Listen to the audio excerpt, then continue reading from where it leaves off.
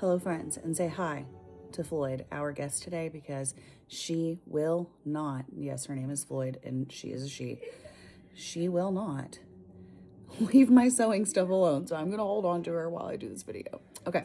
So I just wanted to show you guys though how easy that it is to thread your machine and load a bobbin. Are you ready to go now? Okay, goodbye. We'll be back. Anyways, and I'm going to show you guys because one of the things that it's going to make your sewing project just over the top is either using a matching thread that matches your fabric perfectly to where you can't see it at all, or using a really fun contrast thread or something that's darker that is going to show up but that matches your palette really well. So this is the fabric that I'm using for the project that I'm working on, and the lining fabric that I'm using is a blue color as well. So I thought this would be really fun to use for any of the top stitching that's going to be seen. So I'm going to show you guys how you do that. So we're going to start with the bobbin. First of all, taking off this from the bobbin case, very easy.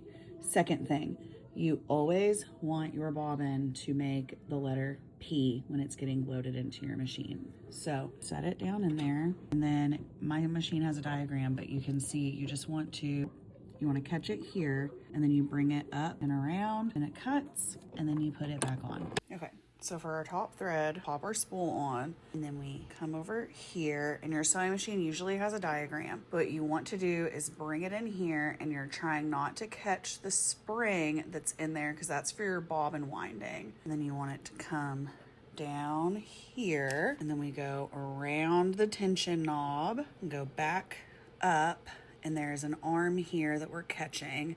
And I will go through and show some of those pieces here in a second that I'm talking about, but I just want to show the process. Okay, so we're going to bring this down and we're going to catch this. Sorry, move my tripod a little bit. We're going to catch this back behind this bar. And then I like to drop my presser foot to do this next part. So my machine has a quick thread. So I take my thread and kind of put it down there, take my quick thread and goes down and over. And then there's a little tiny hook in there, and sometimes it's the first try and sometimes it's not.